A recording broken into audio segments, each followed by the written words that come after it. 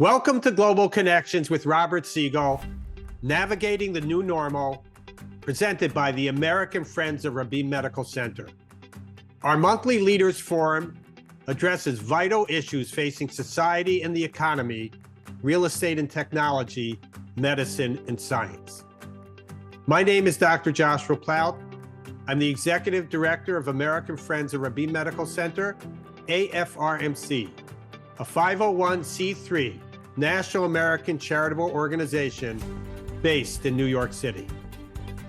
We at AFRMC represent Israel's premier hospital, Rabin Medical Center in Petah Tikva and Greater Tel Aviv, the leading institution named in honor of Prime Minister Yitzhak Rabin.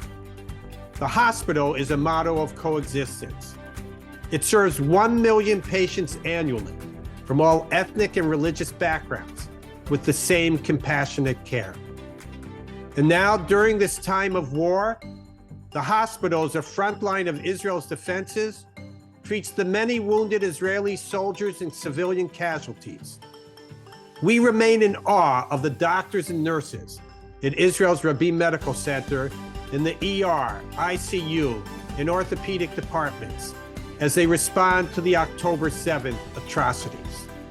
Medical staffing and vital equipment are dangerously low, and the hospital is working overtime to treat wartime patients. This is a national emergency for the hospital in Israel. So please donate and support our emergency rehabilitation campaign for wounded Israeli soldiers and civilians via our website at afrmc.org. Thank you very much. Our host and moderator for Global Connections is Robert Siegel, former host of All Things Considered on National Public Radio for 31 years. Over the course of an hour each month, Global Connections features guests who Robert Siegel interviews as they explore important issues in our world. And now, on to today's program. Today's Global Connections topic is the Middle East at war. Thank you to our very special guest, Ambassador Dennis Ross, counselor and distinguished fellow at the Washington Institute for Near East Policy, Natan Sachs, director of the Center for Middle East Policy at the Brookings Institution, and Ghaith al-Omari, Gilbert Foundation Senior Fellow at the Washington Institute for Near East Policy.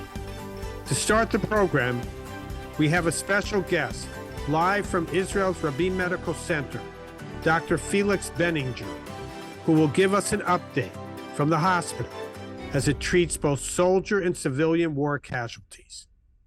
And now, Global Connections with Robert Siegel. Thank you, Josh. It is now nearly 6 months since the Hamas assault on southern Israel claimed more than 1,200 lives. It's thought that as many as 100 people are still hostage in Gaza, and that the remains of 30 other Israelis are there as well. The Israeli counterattack aimed at dismantling Hamas has, according to Israeli claims, killed a significant share of Hamas fighters. They say well over 10,000, including several leaders. But it has also claimed the lives of many Palestinians who were not associated with that assault. The Palestinians claim that all told, more than 30,000 Gazans have been killed, half of them under the age of 18. In this hour, we're going to hear from 3 very knowledgeable experts on the region: longtime U.S. diplomat, longtime U.S. diplomat Dennis Ross, who worked for decades trying to mediate a Mideast peace. Ghaith al-Omari held various positions in the Palestinian Authority and served as its legal advisor in the talks that were underway between 1999 and 2001. And Natan Sachs is director of the Brookings Institution's Center for Middle East Policy, where he's a specialist on Israeli foreign policy, politics, and relations with the U.S. We're going to hear from all 3 of them in our customary format, one-on-one interviews followed by a discussion period to which you can submit questions using the Q&A button at the bottom of your screen. But first, we're going to do something different this month. We're going to take a couple of minutes to check in with Dr. Felix Benninger of Rabin Medical Center, where he is a professor of neurology.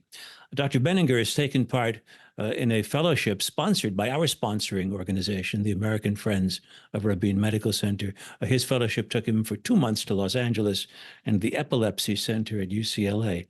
Dr. Felix Benninger, good to see you again, and thank you for joining us. Good to see you too. Thank you for inviting me. We're checking in on what more than 5 months of war have meant for the medical center. How would you describe its effect on life at the hospital? Of course, all the events in October 7th was affecting us in daily life in the hospital. First of all, we had a huge amount of injured, which were treated in our hospital at the moment, together with civilians, which were in the 7th of October attack, and soldiers. We had more than 850 admissions, which are in addition to our regular admissions at the hospital, and more than 350 immediate surgeries with helicopters arriving almost daily, especially through November, December. What is very strenuous for the hospital is, of course, the military service and doctors, nurses, and other staff which were pulled into military service. So 158 members of our hospital were drafted into the military, and this includes 90 doctors, which was, of course, very strenuous for the hospital itself. There were a couple of wards which could not function normally, and we had to switch to 12-hour shifts for the medical staff. Your specialty is epilepsy, and I confess in my medical ignorance, I didn't assume that there would be as much of an impact on your field as there would be on a burn unit or orthopedic surgery department. But actually, as you've explained to me, there is a very strong connection between combat and epilepsy. Yes, this is true. So this is actually, as you say, in the beginning months, October, November, my specialty was not very much involved in treating directly soldiers or wounded. And then about 2 months later, after the 7th of October, we saw that patients, especially soldiers with head injuries, a significant amount started to have epileptic seizures due to the head injuries. This is something known, which also from car accidents, from other injuries, but of course, during this fighting during the war and the injured, we had many more young people suddenly with severe head injuries treated neurosurgically. And then later on, when they were in rehabilitation at our center, developed seizures and had to be treated medically for this condition. And we very much hope that this is not turning into a chronic disease, as we see many times in post-TBI, as we call it, post-TBI epilepsy. You're seeing the impact of the Gaza war on Israelis. I can't help but wonder what effect the scenes and stories of the terrible health crisis in Gaza, what effect all that has on you personally, not speaking for the medical center. I tell you honestly, for me, for my family, for my children, this is probably really the hardest time I can remember being here in Israel. We had many conflicts, of course, which were ongoing and usually lasted, fortunately, for only 1 or 2 weeks in the last 10 years, let's say. Since the 7th of October, of course, we are still all in shock. And this is from two sides, as you said. The loss of people, which we know. I have patients which were murdered in Kfar Aza, for example, patients of mine, which were complete families lost. Friends and also colleagues, which are now soldiers, and some of them, most of them, fortunately, for now returned, but this is a very strenuous situation. And of course, the suffering and the war itself and the pictures which we see from Gaza. I have to say that I'm trying to always be quite direct in what I can project, what I see in the hospital, people I speak to directly. This makes it quite difficult also to speak about exactly what you say, themes and information which we get from somewhere else. It's always difficult to know all the information. But yes, the situation is very difficult, still ongoing. Well, Dr. Benninger, Felix Benninger, it's good to talk with you. And thank you so much for what you do at the medical center and for talking with us today about it.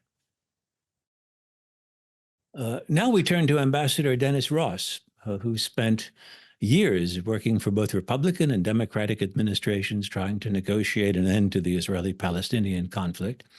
We're talking about the war in Gaza and the diplomatic and political efforts to reach some kind of ceasefire, if not a long-term resolution. And Ambassador Dennis Ross, thank you very much for joining us today.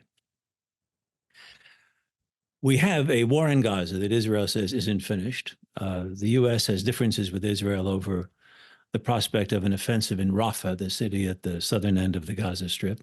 The negotiations for a pause in the fighting and some kind of partial hostage return have not succeeded so far. What should the U.S. be doing right now? And should that include placing conditions on military aid to Israel? Well, I wouldn't place conditions on military aid to Israel for a lot of reasons. I think you have a country that's still experiencing trauma, literally a country that's dealing with post-traumatic stress syndrome. The last thing that is important would be for Israelis to somehow feel that they're really alone when it comes to the United States, because there's nobody else that's supportive of Israel. I think the U.S. is doing what it should be doing in terms of, on the one hand, trying to help to get a hostage deal that at least can provide a pause of 6 weeks.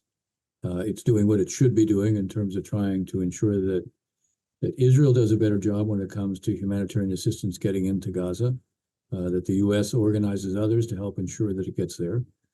I think it needs to think more about, as does Israel, about how do you secure the delivery of assistance that you get into Gaza. From the very beginning, Israel's time and space that it needs to be able to deal with the military threat of Gaza. And I put it in the category of what the real objective of Israel should be, which is the demilitarization of Gaza. The idea that you're going to have total victory is an illusion, because you're not going to eliminate Hamas any more than we were able to eliminate ISIS. But you can demilitarize Gaza. You can succeed in demilitarizing Hamas.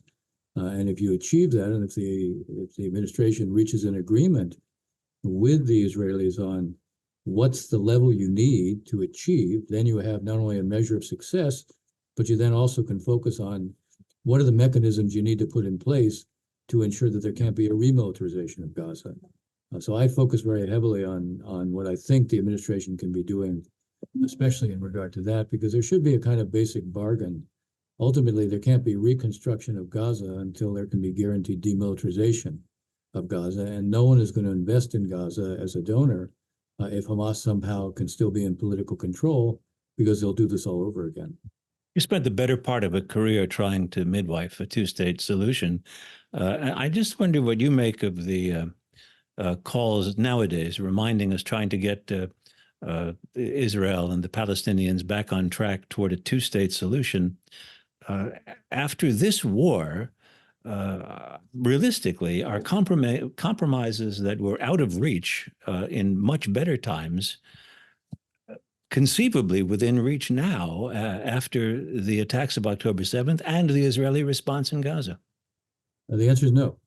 You have two different universes in terms of Israelis feeling this enormous sense of trauma, this collective sense of loss, a perception that if there were a Palestinian state, it would be led by Hamas. So they can't contemplate concessions to the Palestinians right now. Palestinians are suffering their own trauma because of the consequences of the level of death and destruction in Gaza. So they can't contemplate any kind of concessions to the Israelis. So the idea of preserving two states as an eventual outcome, I think, remains important, because a one-state outcome is a prescription for guaranteed perpetual conflict and war between Israelis and Palestinians. You have two national identities, two national movements competing for the same space. Those identities are not going to disappear. They're not going to coexist in one state. But you're also not in a position now where you can move from where we are to a two-state outcome.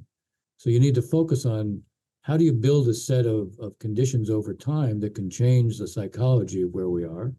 How do you focus on the Palestinian side? Because you have to be able to ensure Israelis that a Palestinian state isn't going to be led by Hamas, isn't going to be led by extremists, isn't going to be part of the Iranian axis of resistance, isn't going to be a source of instability in the region, isn't going to be a failed state. Mm-hmm. All those things require building certain kinds of benchmarks, which take time. In my mind, they start with reforming the Palestinian Authority so that at some point it can come back to govern Gaza, because you need an alternative to Hamas. But on the other side, there also has to be an approach of the Israelis that, one, don't take steps that make a Palestinian state impossible. And two, if there is a reforming Palestinian Authority, you have to make life easier for it so that it has a chance to succeed and not fail. What's the significance of Senator Chuck Schumer calling for early elections in Israel and for an end, frankly, to Bibi Netanyahu's prime ministership? Well, I think what it reflects is a couple of things. One is the recognition of what the trend in terms of public opinion here is in the United States, and certainly within the Democratic Party. And I think he's, at one level, he was trying to get out front of that. But I think at another level, it reflected a very genuine frustration by someone who is one of the closest and strongest supporters of Israel. And though I know that in the near term, it probably produces a backlash within Israel, I hope that there'll be Israelis who will think about, gee, if we have a problem with someone like Chuck Schumer, given everything that he believes and is committed to with regard to Israel, then there are some positions we need to rethink. And I think more than anything else, to be fair in terms of what he was saying, he was really riveted on ministers Smotrich and Ben-Gvir, who are Messianic nationalists and who are contributing to, I think, a perception of Israel that is an Israel that seems to be inconsistent with the values it's always embodied and with the values that have been, in a sense, one of the pillars of the U.S.-Israeli relationship. We'll return to Ben-Gvir and Smotrich later in the hour, I'm sure, but let me ask you about the number of 30,000 plus. It's more than that now. Does that number of the claim of Palestinians who have been killed in the Israeli offensive, does that suggest to you, as I've read one columnist say, well, that's no different from what the U.S. did in fighting ISIS in Iraq or Syria? Or does it strike you as President Biden described it as being over the top, a sign that Israel has not taken enough care to protect civilians? I think Israel has been faced with a really cruel dilemma, because if you were going to root out Hamas and you were going to demilitarize Hamas, which I think should be the basic objective, it had to deal with Hamas that built 400 miles of tunnels, a military industrial base underground, all of which reflected enormous acquisition of materials, proving that while Gaza may have been an open-air prison for the people who live there, it was not an open-air prison for Hamas. And they used the public as shields. And in fact, they held their own population hostage. So the cruel dilemma was, you can't root them out, given how they use the population as human shields, without, unfortunately, there being a terrible price for the people who live in Gaza. Yeah. And if you don't do that and you don't root them out, then they get to stay. And in a sense, you just validated their strategy so they can do it again. I think where the Israelis have fallen short is less in terms of them trying to minimize the human casualties and much more in terms of how little they did as it related to trying to ensure from the very beginning there would be humanitarian assistance provided. They could have done much more there. They should have done much more there to make it clear this was about going after Hamas, not about punishing the Palestinians. Yeah. That would have Dennis given Ross. more time and space.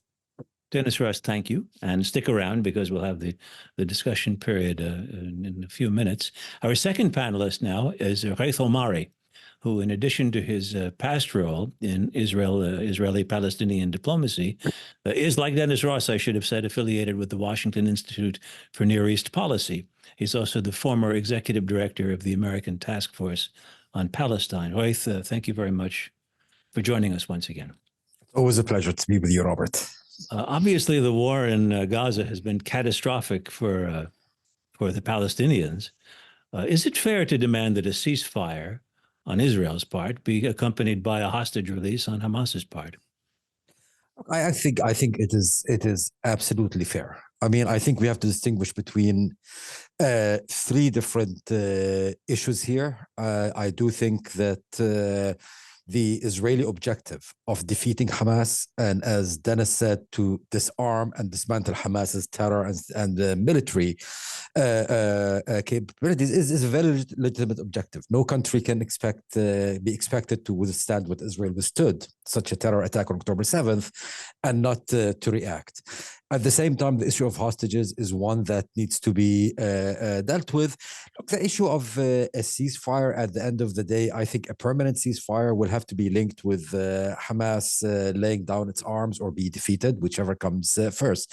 Now, none of that obviates the need for Israel to be more mindful of the humanitarian aspect. And I think sometimes we conflate these kind of issues. I believe it is absolutely right to pursue a ceasefire linked to a hostage deal, but at the same time, continue to pressure Israel to allow for humanitarian access and frankly to be more mindful in the way that it conducts its military operations. And I'm here of the view similar to the one that President Biden has, that the civilian casualties are certainly, to quote him, over the top. But one can work on all of these together.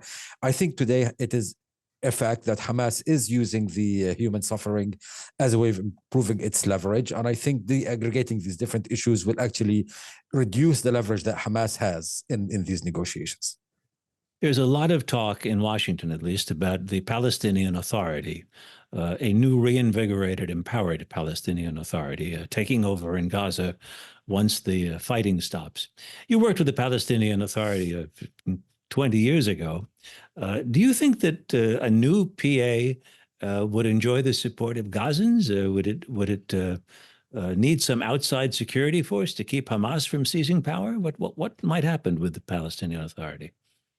I mean, it really depends on what a new PA is. I mean, if a new PA is what we're seeing right now, Abbas has just appointed one of his entourage to be prime minister. If the new PA is still linked and in the public imagination with the corruption, poor governance, failures, etc., that came with the original PA, then of course the people in Gaza, just like the people in the West Bank, will be fed up with it. I mean, polls show us today that the majority, more than 60% of the Palestinians, believe that the PA is a burden, has to be abolished.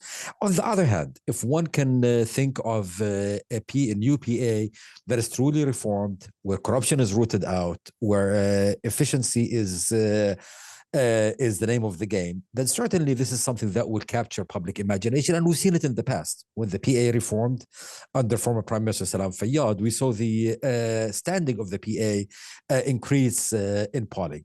Now, to the specific question that you asked about security, in the short term, I do not believe that the PA has the ability to secure Gaza. I mean, the PA's security forces right now are barely enough to secure the West Bank, and they've been doing a decent job on that one, but they can't, Gaza is a much more complicated situation. I believe that ultimately the PA has to be a reformed PA, has to be reintroduced into Gaza, but gradually based on its capabilities. In the meantime, I see no replacement for a combination of the Israelis as well as a third party playing some of the security roles in the interim.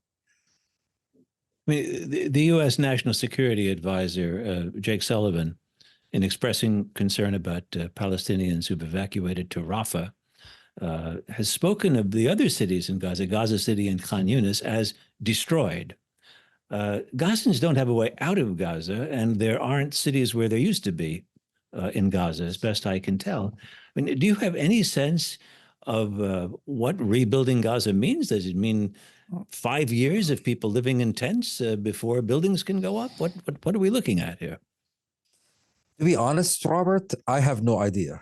I don't think we have ever seen anything like this in the past. I mean, we've seen destruction of cities in the past. You look at Mosul, you look at Raqqa, in the kind of anti-ISIS campaign. The difference there is that there were other places, whether in Iraq or in Syria, where the refugees can go and be there until there was rebuilding.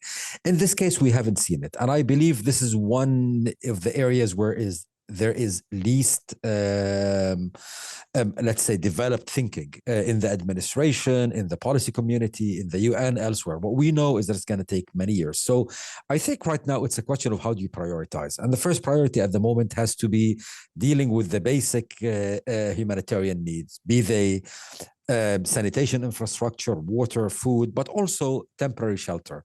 But I think the long-term rebuilding in Gaza will take a long time, and not only will take a long time. But today, and I was just in the Middle East, in Arab countries and in Israel, and you talk to Arab countries and you talk to Europeans, and they will tell you that they were not willing to put another penny into Gaza, so to see it just being bombed again in the next war. So unless we see a real defeat for Hamas, two real steps towards, or convincing steps towards, a two-state solution, maybe not tomorrow, maybe not next year, but something valid, and a real reintroduction of a clean, effective, non-corrupt PA. I don't even see how the reconstruction is going to start, because I don't know who's going to pay for it. Yeah. Yes, it's not an obvious future there. Ghaith Omari, thank you, and stick around for the Q&A session. Our third panelist now is Natan Sachs, who directs the Center for Middle East Policy at the Brookings Institution. Natan was educated at Hebrew University and at Stanford. His academic work has taken him to Tel Aviv University's Dayan Center. He's also taught at Georgetown University. Natan, welcome. It's good to see you once again. Thank you very much for having me. I've lost my place. In the past, you've described much of the Israeli public's attitude toward the Palestinians, this is pre-October 7th, as managing the status quo, or to use your word, anti-solutionist. It can't be solved. Let's get on to other issues instead.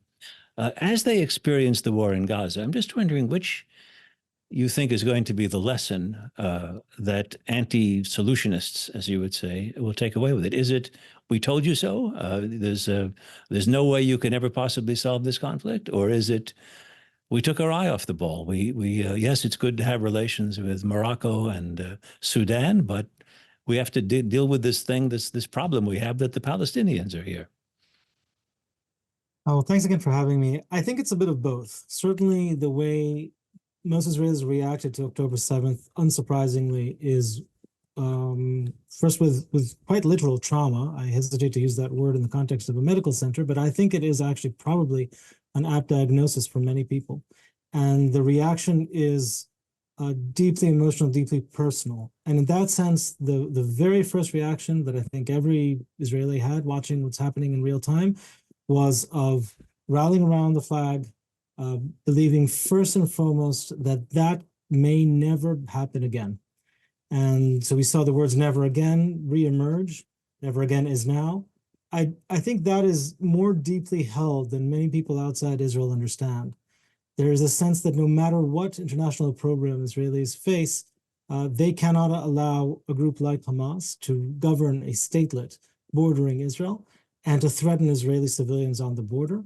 And that would apply, of course, to Hezbollah in the north as well. In that regard, we see a dramatic move to the right, but it's to the right in the sense of security. Israelis unwilling to contemplate new risks for peace.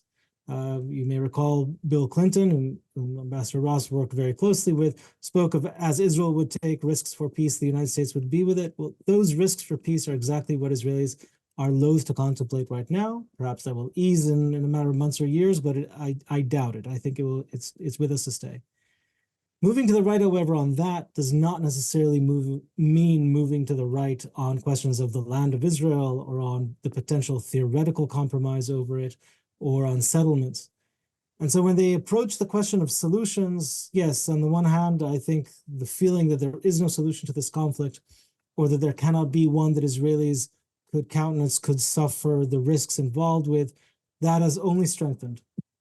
On the other hand, there is also a waking up from what is considered to be the conceptia or the paradigm, faulty paradigm that led to this. That is, to a large degree, the idea that Hamas can be deterred or accommodated. But for many, it's also raising questions on what the previous years led to, what the approach to the Palestinians meant. So in short, I don't think, as Dennis said, I don't think this means a solution is any more available, quite to the contrary. But that does not necessarily mean a return to the same kind of conflict management that was before, which to my mind was not conflict management. It was letting the conflict manage you. It was sliding in the wrong direction, sometimes quite rapidly, and doing so consciously. So the question perhaps should be for us, for anyone hoping to move forward, is not can we achieve a solution immediately, but rather what kind of conflict management are we talking about? Can it be dramatically different than the one before? And that would include a dramatically different reality for Palestinians in the West Bank without new security risks that are simply will not be undertaken by Israel, and without an all or nothing approach that says if we cannot have a two-state solution soon or something else, then we simply cannot do anything. You have a book in the works, I gather, with the title Endgame, Does Israel Have a Plan? And when I first saw that, I thought this could be the shortest book ever published. Is the answer no, or is there really, or is anyone in Israel thinking beyond the war in Gaza right now? Well, two things. First, that book is now undergoing revision. It was actually completed before October 7th, and now, of course, I am revising some of it. And I'll note that in the book itself, I note that question, because I've got that many, many times. Is this the shortest book? Is it a pamphlet? Mm-hmm. The title now will be different, but the shorter answer is Israel has had many plans. It's had many plans over the years. And in fact, the one thing that many Israelis cannot agree on is the long-term objective of what the perfect solution would be. And as a result, a lot of the politics that we've seen have been compromises on means rather than on ends. That said, if you look at most Israelis, or at least most Israelis in the core of the body politic, they would be far less dogmatic about many of the things that they hold dear. So most Israelis, most Jewish Israelis hold dear the idea of the land of Israel. And yet many of them, most of them, under the right circumstances, would certainly countenance compromise on it. As I said, that compromise now would include far less risk tolerance than it did before. Yeah. There are those who would not countenance any compromise on the land of Israel. So in short, there are many plans. There's not just one plan. But if you look overall in the past 20-some years, Israelis, to my mind, have converged on some idea of managing the conflict. And a big question for us is not to forget that managing the conflict comes in many, many different forms. It can be kicking the can down the road in the completely wrong direction, which to my mind has sometimes characterized policy in recent years. It can be a different kind of conflict management, even taking seriously the low risk tolerance that Israelis had before October 7th and certainly since then. In terms of Israel's relations with the countries who opened normal diplomatic relations with them under the Abraham Accords, it seems that all of them, however unpopular that opening may be now with their own people, they've stood by the Abraham Accords. Do the Israelis correctly see Hamas as a group that is despised by Arab countries as much as by them? A very hard question. The short answer is by most Arab governments, yes. Most Arab governments despise Hamas, some of them for their own reasons, which are usually the strongest reasons. So certainly the government of Egypt has a very deep-seated and domestic motivation against Muslim Brotherhood organizations. First and foremost, the Egyptian Muslim Brotherhood, which is the mother organization of Muslim Brotherhoods. And Hamas is the Palestinian Muslim Brotherhood. So in that sense, the Egyptian government despises Hamas. It also fears Hamas in terms of security in the Sinai, which of course abuts the Gaza Strip. That said, the Egyptian government and many others have relations with Hamas. Egypt, in fact, is one of the only countries with real leverage over Hamas, limited but real leverage over Hamas. And they are involved also in the negotiations in Paris and now in Doha. So if you look at governments, certainly most of them despise Hamas, not all. Qatar has had relations with them. Turkey, which is not an Arab country, of course, but Turkey has had close relations and in general with the Muslim Brotherhood organizations. Other Arab states, certainly the ones you mentioned from the Abraham Accords, starting with the UAE, but to a degree also the Saudis and others, have had very strained relations with Muslim Brotherhood organizations and with Hamas individually. However, we have to distinguish.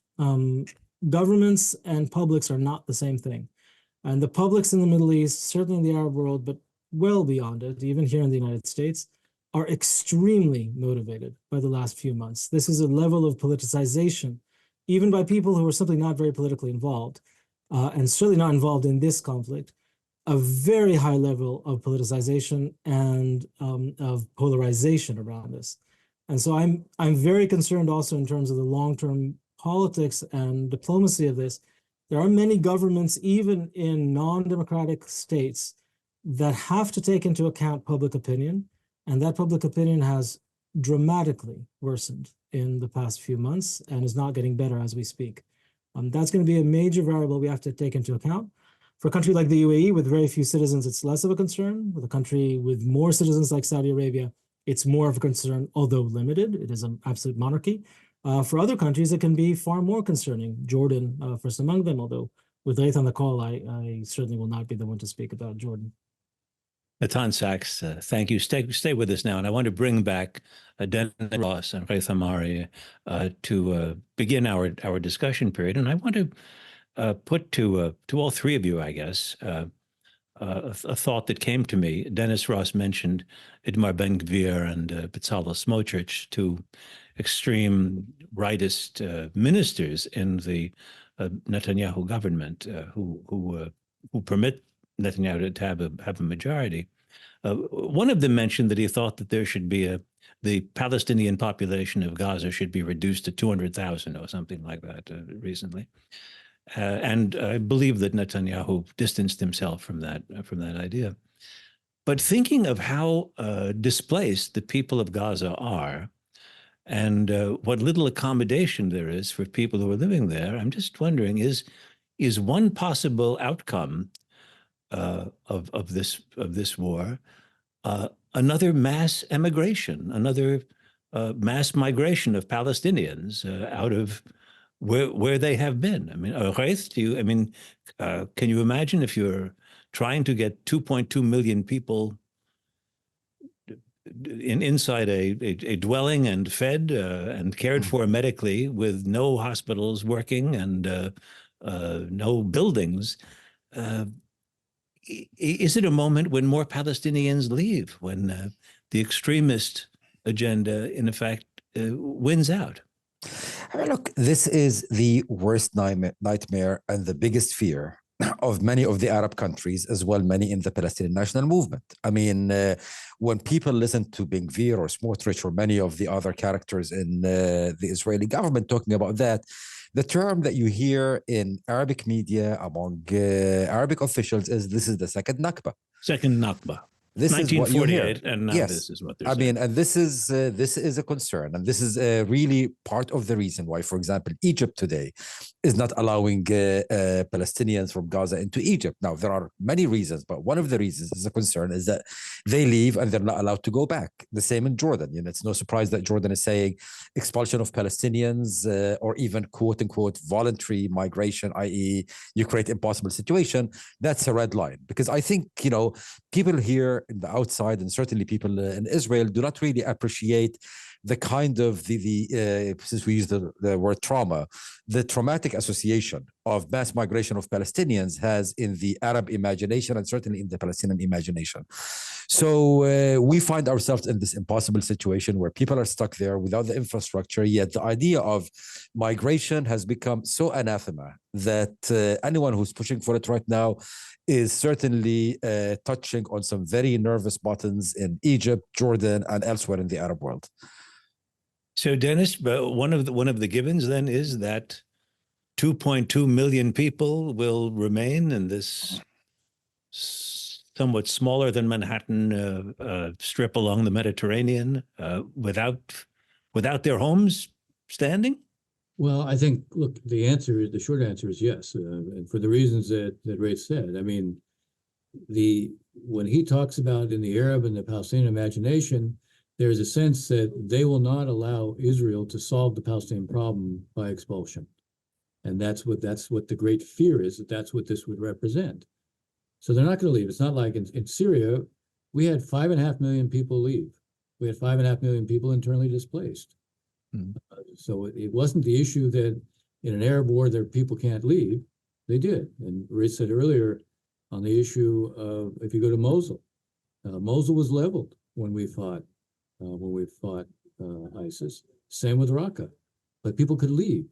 Here they can't leave. So the answer is you need the Gulf states in particular to fund an awful lot of prefab housing, not just tents, but prefab housing. There's a lot of prefab housing that can be moved in very quickly if you have the kind of pause that makes it possible to get not only a lot of assistance in, but you have a kind of distribution system working at the same time. And Natan, Sachs, thoughts on this? I think, what Ghaith described is fundamental, and it's fundamental to the question of Egypt in particular, which is a key player in all of this. I think we have to assume that the some million people in Gaza will remain, and the conditions are terrible. In the long term, the natural opening would be to the West Bank. That is where Gazans and West Bankers share identity and share what they see as a future. Of course, it would not mean moving anyone from one side to the other, but opening the possibility for movement there would be the long-term answer. The problem in the short term or the medium term is the governance structure. So long as Hamas is partly in control in the Gaza Strip, so long as the security situation in the West Bank remains as precarious as it is today, and it is extremely so, this kind of connection remains impossible. In the long term, that is the only way forward. And we should hope for the Palestinian Authority that partially governs part of the West Bank to have more authority in the Gaza Strip and to lead eventually towards reunification of these two territories. Here's a question submitted by a viewer. What are some baby steps for Palestinians and Israelis on the West Bank to any kind of coexistence, even the most basic? Dennis. Look, I think one of the places you start is if you have reform in the Palestinian Authority, which is, Ray said, the current appointment of Mohammed Mustafa doesn't give one a level of confidence that that's what you're going to see. But if there is reform in the West Bank, that becomes a basis on which the administration can go to the Israelis and say, you have an obligation. We have a reforming Palestinian Authority. You have an obligation to make life easier for them, whether it's movement, whether it's allowing Palestinian goods to be sold in Israel, whether it's turning over tax revenues. I mean, there's a whole series of things that Israel could do to make life easier. Among others, obviously, stop expanding settlements, because that just continues to erode any credibility that even if you have a reforming Palestinian Authority, it can begin to improve governance. But if it looks like it's completely powerless vis-a-vis the Israelis, it will limit how much credibility they can build. I have a question, Natan, Sachs, for you about something that you told me I'd never known before. But I'd always assumed, like a lot of Americans, that the Israeli prime minister, analogous to the American president, is the commander-in-chief of the Israeli Defense Forces. He isn't, evidently, under what isn't quite a constitution, but substitutes for one in Israel. This could become relevant, indeed, if there's an intense argument over what to do in Rafah between the U.S. and the Israeli leadership. Who is the commander-in-chief of the IDF? That's a great question. So constitutionally, in most parliamentary systems, the commander-in-chief of the armed forces is the Council of Ministers, in other words, the cabinet. They govern on behalf of the parliament, and they collectively are the commander-in-chief of the military. So the IDF, the Israel Defense Forces, and its commander, the chief of staff, answer to the government as a whole, meaning the cabinet, represented by the Minister of Defense. And in that sense, the Minister of Defense actually has some priority over the prime minister. And in certain times in history, he or she, but it was he always, did. So in 1967, for example, Moshe Dayan was the Minister of Defense, and he ran the show sometimes against the will of the Prime Minister, Levi Eshkol. The cabinet as a whole is very large, and so for many years now, the authority of commander-in-chief has been bestowed on a smaller cabinet known as the Security Cabinet that includes several members, including by law also the Justice Minister, but also the Minister of the Police, or now it's called National Security, the Finance Minister. Those two last that I mentioned, the Finance Minister and the Minister of National Security or the Police, are Bezalel Smotrich and Itamar Ben-Gvir of the very far right. And so when this war began, a new mechanism was set up essentially to exclude them and to bring in figures from the opposition, in particular Benny Gantz and Gadi Eisenkot from the center parties. They were brought in and a new mini war cabinet was created. So right now, if you ask me who is literally in command of the military, it is technically three people as a council equally. Benjamin Netanyahu, Prime Minister, Yoav Gallant, the Minister of Defense, and Benny Gantz, who's a minister with that portfolio, with three observers, Gadi Eisenkot, Ron Dermer, the former ambassador, Benjamin Netanyahu, and Aryeh Deri, who's the longest veteran minister of Shas, from the Shas party. They are the ones running the show. Bezalel Smotrich and Itamar Ben-Gvir have no authority over the IDF. You can sometimes see tweets by them reacting to reports in the press that X, Y, or Z is happening, and you would wonder how it is that they don't simply ask the prime minister in their next meeting. The answer is that they're simply not privy to any information. There's one important caveat to that. Jerusalem, of course, under Israeli law is part of Israel. It's not in the territories and is not under the jurisdiction of the military at all. And therefore, it is governed, of course, by the civilian government, but via the minister of the police, now called, as I said, the Minister of National Security. That is Itamar Ben-Gvir. A small part of his authority has been taken over by the war cabinet, the authority to limit who goes up to Temple Mount, Rama Sharif during Ramadan now. But nonetheless, he's in charge of it, of the police, and that includes the border police. That is very worrying. During Ramadan, this is a clash point, especially border police as opposed to the blue police as they're known. This is a real question, and one that in the next few weeks of Ramadan is one that to all of our minds, I think, should be quite concerning. Here's a question. These both the questions I'm asking you are sent in by anonymous attendees, and I'll expand this one. The questioner asks, is Netanyahu using the war in Gaza as a wedge to help elect Donald Trump? I'll broaden that to say, what is the relationship between Israeli politics and American presidential politics right now? Dennis Ross. How about in one word? Complicated. Okay. I mean, look, there is if you ask me, does Bibi Netanyahu want Donald Trump to be president? I'm not so sure. Donald Trump wasn't so happy with him when he quickly recognized the election of Joe Biden. Donald Trump makes it very clear he's all about retribution. He doesn't hide that. So I'm not so sure there's a desire to see Donald Trump as president. I think there probably is a sense that given the politics of an election period, that pushing back when there's a pressure from the administration probably is seen as constraining what an administration will do. But I think we're also dealing in a reality where the President of the United States also realizes that he's paying a certain price for support for Israel among his own base within the Democratic Party. And he's also balancing what he thinks is the right thing to be done. And he clearly is moved by the humanitarian cost within Gaza.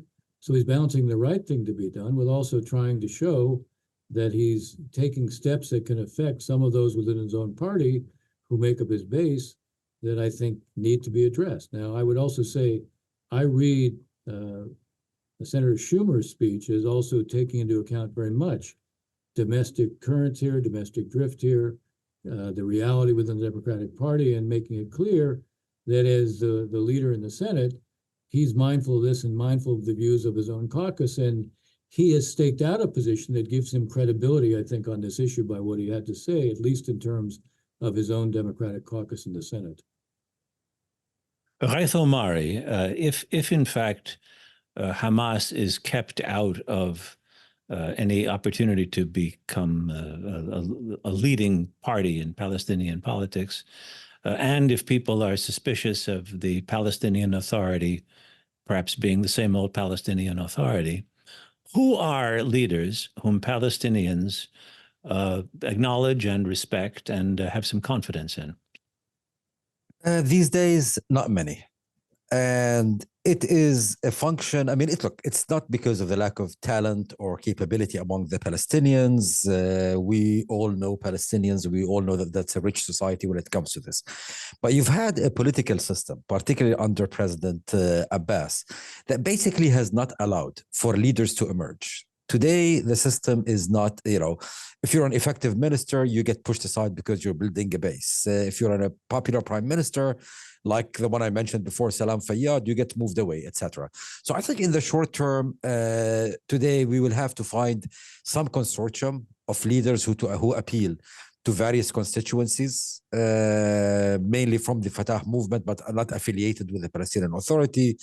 You can think of people like, former Foreign Minister Nasser Kidwa, exiled Hamas Fatah leader Mohammed Dahlan, who's still popular in Gaza, and people like this. You need to have a technocratic face, someone who can actually manage, be it someone like Fayyad. There are other names that you can think of out there.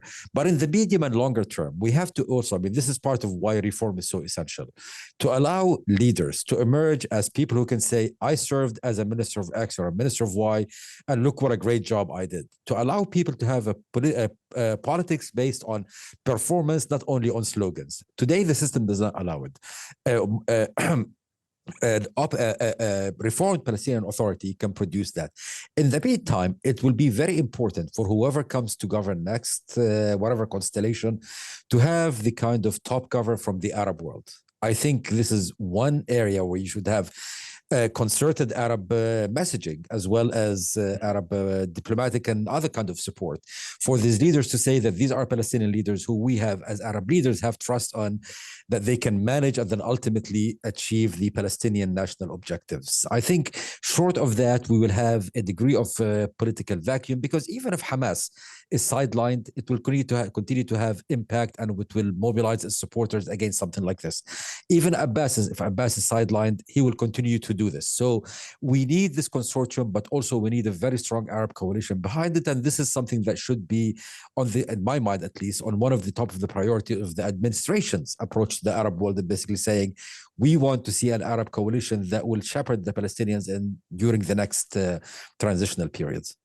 And on one of my reporting trips to Gaza, this one was just as the PA was about to come in and start administering Gaza.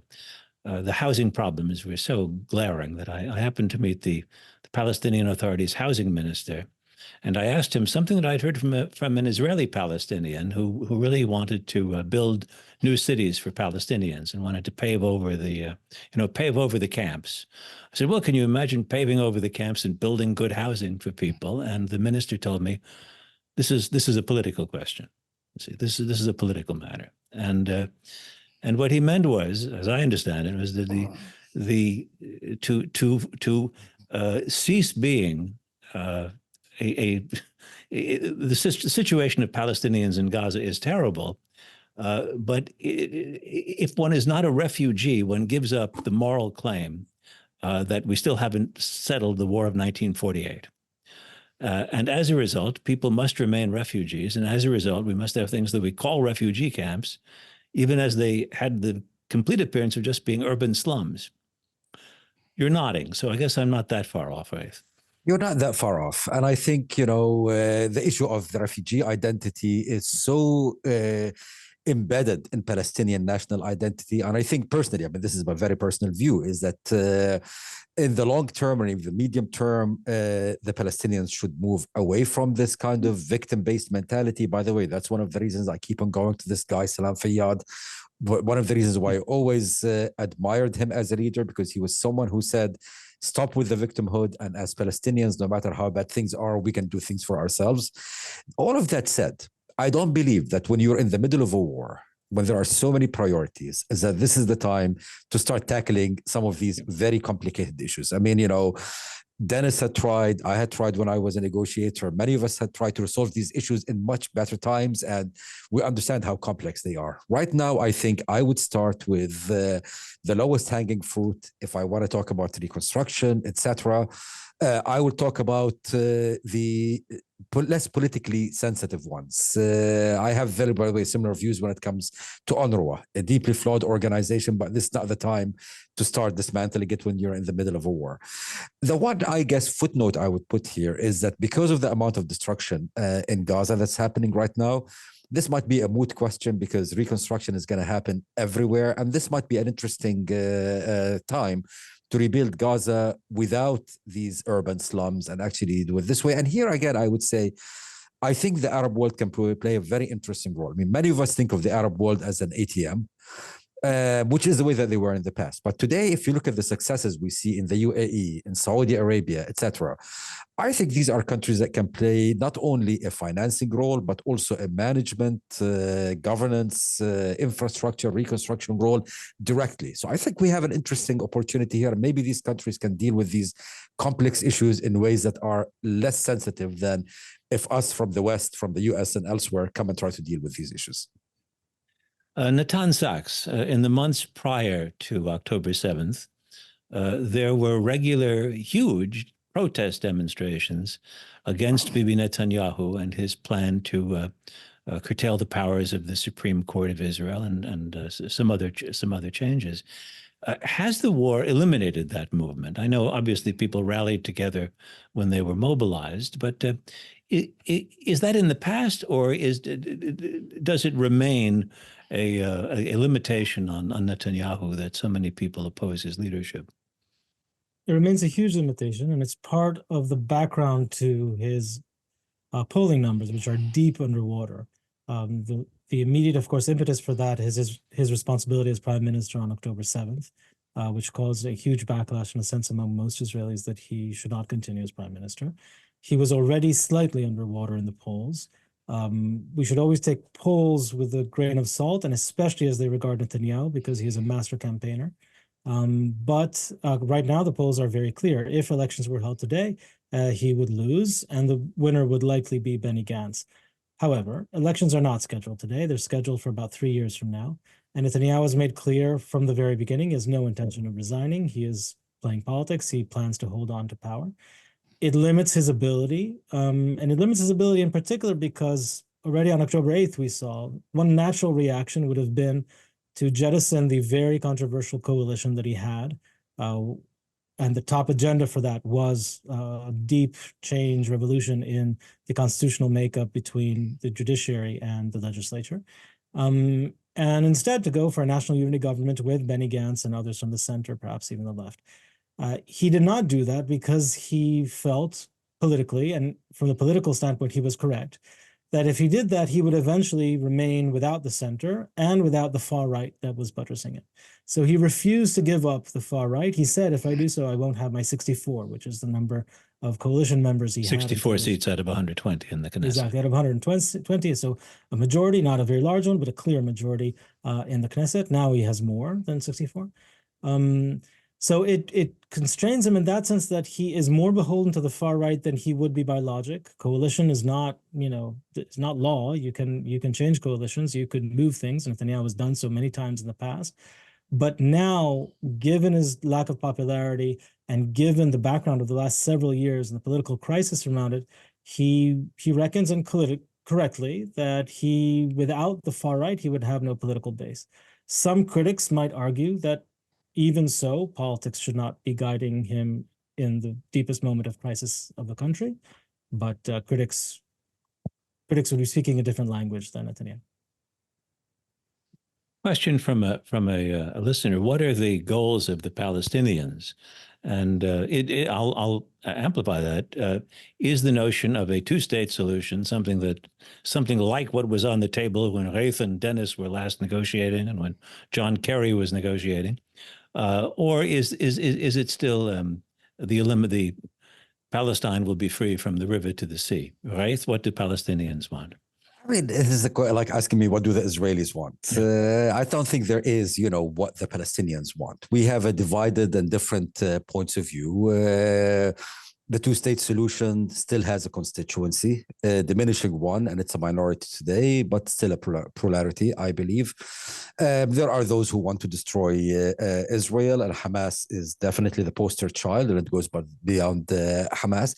But to be honest, most Palestinians today are, I believe, have given up hope and just don't see any way forward. But public opinion can change very quickly. I mean, I could have given the exact same statement, a week before Oslo was signed. But when you saw a real change, a real diplomatic move that gave people hope, public opinion shifted in that way. So today, look, in the middle of a war, I think anger and revenge continue to be, I mean, they are what define the mood. But I think longer term public opinion can be led in where leaders are. Here, I would just add two quick notes. Again, I go back to the point of why it's so essential to reform the Palestinian Authority, because without leaders who can guide public opinion, I believe that anger would continue to rule. That's one. And two, even if we get to the best case scenario where we can have leaders and rehabilitate the idea of a two-state solution, Palestinians will not turn into Zionists. And I think we have to reconcile ourselves that, the peace that we've been talking all about will look more like a divorce than it would look like a marriage. But certainly a divorce in that context is much better than an active conflict, which is what we've been seeing for the last decades. And Dennis Ross, I'll put, I guess, a last question to you. Perhaps this is my imagination overworking, but many years ago, the Yom Kippur War of 1973 revealed the clay feet of Israel's leaders, and Israel's leaders were defined as the left of center labor movement, all Ashkenazim. 4 years later, there was an election, and I'm not saying that it was the only cause by any means, but the frustrations of North African Jews and their loss of confidence in the government was such that they en masse abandoned the center left for the right and the Likud party, which Bibi Netanyahu has been the leader of for the past, I don't know how many years.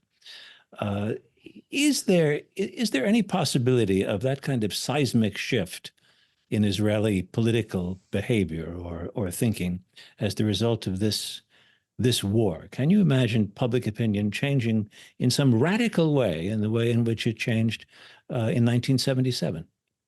I do think that there are differences from that period, because a lot of those who then voted for Likud, they were voting against what they saw as an elite dominance of the society, corruption they saw within the elite, and them being treated almost as an underclass within the country.